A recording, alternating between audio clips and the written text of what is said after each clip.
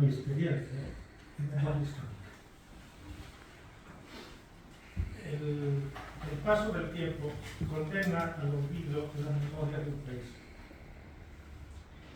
Durante 40 años los franquistas inventaron biografías heroicas y magnificaron acontecimientos en los que tomaron parte para sembrar calles de pueblos y ciudades de toda España con placas y cruces de homenaje a los sublevados contra la Segunda República. En tanto, quitaban las placas con nombres de ilustres e históricos personajes con el fin de perpetuar así la memoria de gentes que alcanzaron fama solo por sumarse a la sublevación de los militares y colaborar con ellos también en la represión física y conseguir el poder por las armas y repartirse. Y aunque una de las primeras cosas que hizo el régimen franquista fue borrar la memoria de sus víctimas, su damnatio memoriae, olvido por decreto, hoy en día corren tiempos favorables al discurso de la memoria, usando el concepto de memoria histórica con mayor frecuencia e intención para referirse al rescate de una historia deliberadamente silenciada, condenada al olvido. Pero la tragedia de la guerra civil consiguió sobreponerse al peligro del olvido y los nietos de los vencidos y represaliados marcan ahora la política de la memoria, dándose el dicho de que una generación lo vivió, la siguiente quiso olvidarlo y la tercera recuperarlo. Hablar de memoria es hablar de justicia. La memoria histórica aspira a restituir la verdad de la historia, además de restituir la dignidad de las víctimas de la guerra civil y de la represión franquista. Hace poco tiempo que fue aprobada por el actual gobierno socialista de Pedro Sánchez la llamada Ley de Memoria Democrática, una ley que viene a sustituir a la aprobada en el 2007 por el gobierno de José Luis Rodríguez Zapatero, llamada de Memoria Histórica.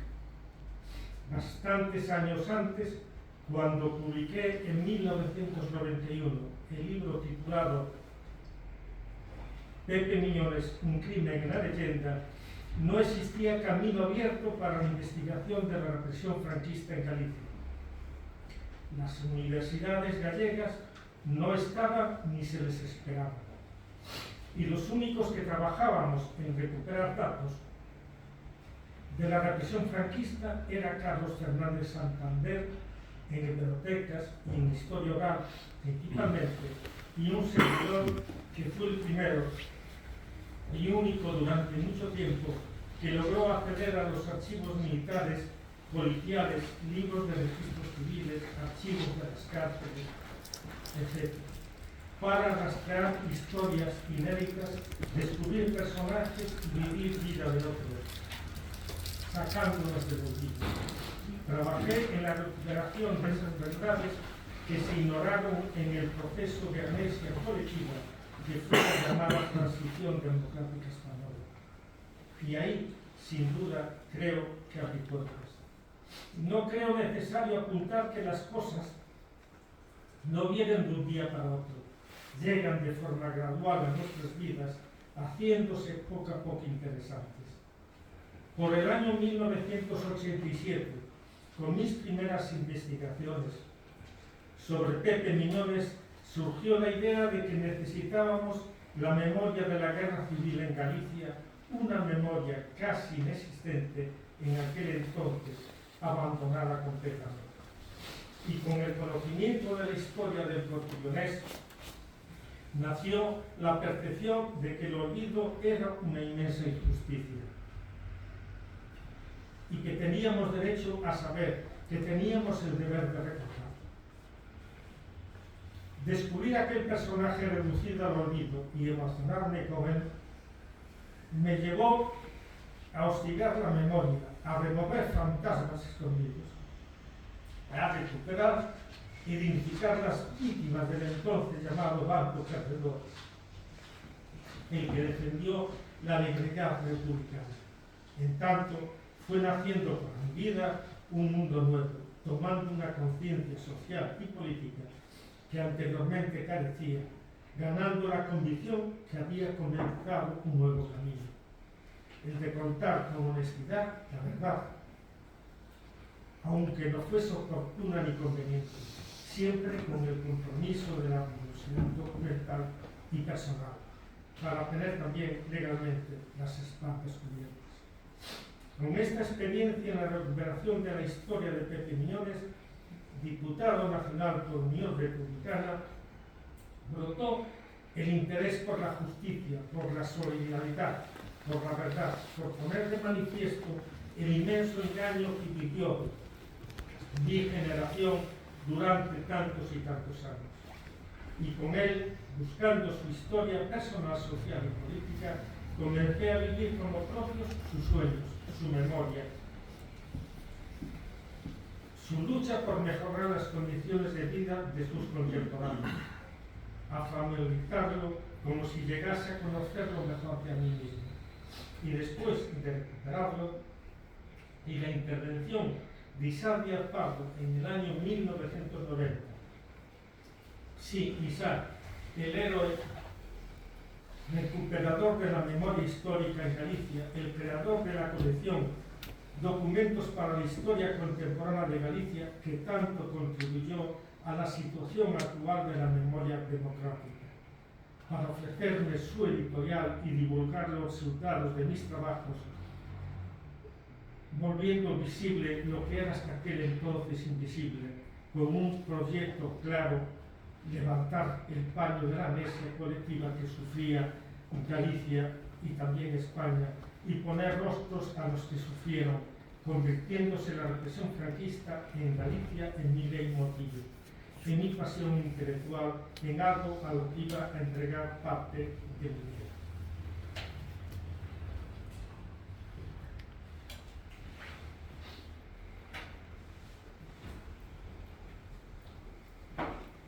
Y en aquel camino intenté en todo momento ser proactivo, siempre de cara y sin disimulo. Y además de encontrarme con el miedo, topé con otras muchas cosas.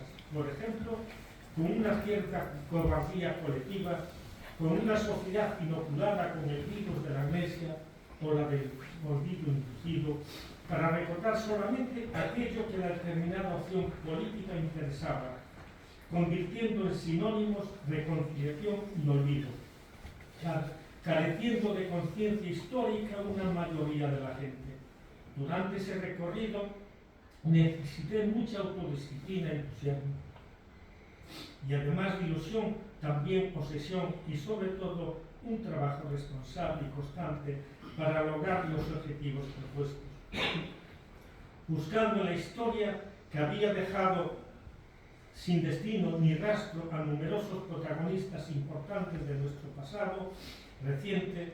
Encontré gentes con dolorosas historias a sus espaldas que no habían podido alejarse de sus angustias. Unas se negaron a contar sus miedos. Otros pudieron descansar al contarme sus enormes tragedias. Gentes con demasiado silencio. También con demasiadas ambigüedades y mentiras. Miradas con mala cara, escuchando en ocasiones que el tema que investigaba no era ni actual ni atractivo, que no debía hablar de la guerra civil, que no debía mirar para seguir dejando que el pasado no existiese, que ignorase toda aquella catástrofe humana. Gente que nunca llegó a mostrar ni compasión, ni pesar o disgusto por lo sucedido en 1936. Que nunca practicó la caridad para con los que sufrieron, que miraron para otro lado, que escondieron la cabeza. El camino, creo necesario repetirlo, fue un milagro. Muchos años trabajando en diferentes direcciones para el mismo objetivo, en el que me sentí mucho tiempo envuelto en una sensación de orfandad, a veces con frustraciones, que tanto los medios de comunicación, salvo raras excepciones, estuvieron siempre de espaldas al esfuerzo de recuperación de esta memoria. mientras recuperaba personajes olvidados y recordaba tragedias y horrores, nació el monumento en el Campo da Rata que algo, creo, debe a mis libros sobre la represión en A Coruña, por la calle dedicada a Pepe Miñones, aunque seguían en la ciudad los símbolos de la dictadura en su más amplia acepción física e ideológica que había provocado aquella catástrofe humana, así como nombres de calles de personajes que habían practicado la represión física, laboral o económica en las personas de republicanos. Con cada libro publicado en Editores do Castro, intuía que estaba abriendo un nuevo espacio para la conciencia, un nuevo presente para no romper con el pasado y sí con el olvido. Solamente por rebuscar y revolver en aquellos viejos, ajados y amarillentos papeles las causas de los consejos de guerra que reflejaban un mal sueño que había sucedido y que ya no era posible volver atrás. En definitiva, que el trabajo desarrollado para el libro de Pepe Miñones, Sin crimen en la leyenda, fue la escuela en la que me formé como investigador de la represión franquista. Y toda aquella presión vivida en búsqueda de documentación militar, judicial, gubernativa o policial, en ocasiones alargó mis insomnios, estirándolos hasta llegar el alba, ampliando también mis conocimientos para investigaciones posteriores. En abril de 1993, la Sala Tercera del Tribunal Militar de Barcelona denegó a Esquerra Republicana de Cataluña el acceso al sumario del Consejo de Guerra al que fuera sometido Lluís Companys, invocando en su resolución el derecho a la intimidad y a la propia imagen de las personas que habían participado en el proceso, tanto juzgadores como testigos, y de sus descendientes, en tanto que aquí en Galicia, y concretamente en A Coruña, había logrado superar estas negativas resoluciones de los tribunales. En Cataluña salió a la luz pública en el año 1997 la causa contra Lluís Companys en el libro intitulado Consejo de Guerra a Lluís Companys, y los medios de comunicación social de toda España le prestaron enorme atención. Sin embargo, en Galicia, aquí en A Coruña, ya había publicado las causas contra Miñones en 1991, las de Foucellas en 1992, la de Alexandre Bóveda y demás compañeros de Pontevedra en 1993, las de los sindicalistas fusilados de Cee, Vimiazo, Ponte do Porto, Camariñas en 1995, además de trabajar en aquel entonces con la causa seguida a las autoridades civiles coruñesas, que publiqué en 1998, en tanto los medios de comunicación gallegos poco o nada hablaron del tema.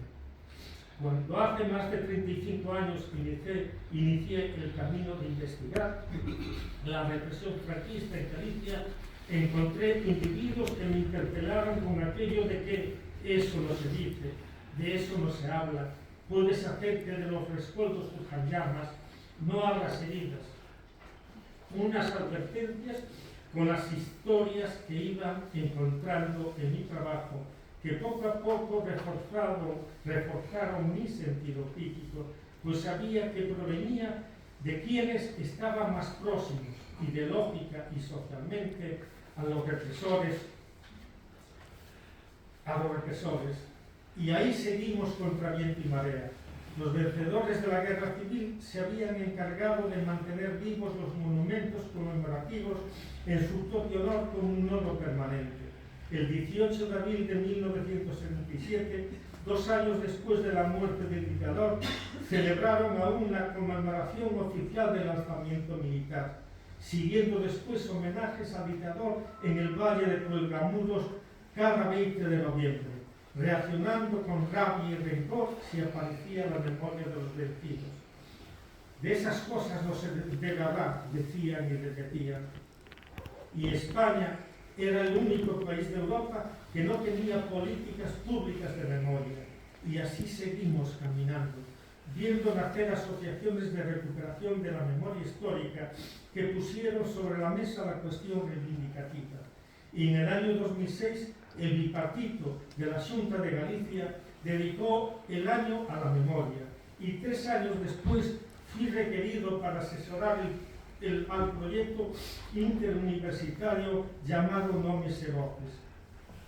Y más de 15 años de publicarse mi primer libro, por parte del PSOE de Zapatero, se aprobó en las Cortes Españolas la Ley 52/2007, llamada comúnmente de memoria histórica. Y un año más tarde, en noviembre de 2008, el Concello Herculino, gobernado por el PSOE Javier Losada, me incluyó en el grupo de expertos para la elaboración de un dictamen para la aplicación del artículo 15 de la ley citada de memoria histórica, para la eliminación de placas y símbolos franquistas de las calles comunitarias. Y ese grupo entregó un informe prudente y posibilista para que no levantase demasiadas ampollas en una sociedad que intuíamos no debidamente preparada, asumiendo que iban a surgir problemas judiciales. Y cuando todo estaba aprobado por el Pleno Municipal, el alcalde Javier Losada se marchó sin ejecutarlo, decepcionándonos de alguna forma. Y tuvo que llegar al gobierno municipal el equipo de Marea Atlántica para materializarlo y para que desapareciesen las placas y demás símbolos y homenajes franquistas de las calles. Al final, el 27 de noviembre de 2019, fue aprobado por el Concello de Memoria Democrática, bajo la presidencia de la actual alcaldesa de A Coruña, la formación de un nuevo grupo de trabajo liderado por el Instituto de Estudios Coruñeses José Cornillo, para poner en marcha estudios y continuar con la retirada de la simbología franquista, conforme a lo propuesto por el propio Concello en su reunión del 28 de febrero de 2019. Coordinando el grupo Ana Romero Maciá, del citado Instituto José Cornite, continuación de la comisión de expertos creada en el 2009 con el objetivo de determinar los personajes de segundo o tercer nivel que pudiesen tener calles y honores franquistas en la ciudad. Y la coordinadora reclamó mi colaboración para formar parte del grupo de trabajo que se completaba con el documentalista Segundo Saavedra. Y entregado el informe al Concello en el 2020, a estas alturas del 2023, nada se hizo por resolverlo. Y claro, ahora con las elecciones municipales a la vista, nada se moverá. Y siguen las placas de las calles Fernando Álvarez de Sotomayor, José Calvo Sotelo, Ambrosio Feijóo, Eduardo Zores, Sergio Peñamaría del Llano, José Pérez Dardá, Eduardo Sanjurjo de Carricarte, etcétera, etcétera.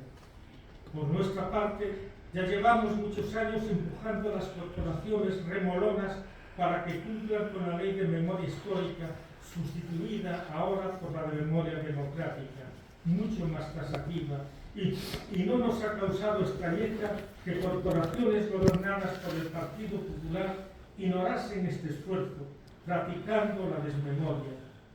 Como parte, el partido de la derecha española no desea para nada que se radiquen de las calles o de las instituciones públicas democráticas los símbolos materiales u honoríficos de la dictadura. Al contrario, hasta hace poco los protegieron y se opusieron a su retirada en la mayoría de los casos, al considerarlos como propios. También algunas corporaciones del PSOE siguen sin importarles hoy la ley actual de memoria democrática. Hay algunos ejemplos, sí, y aquí lo dejo. Muchas gracias.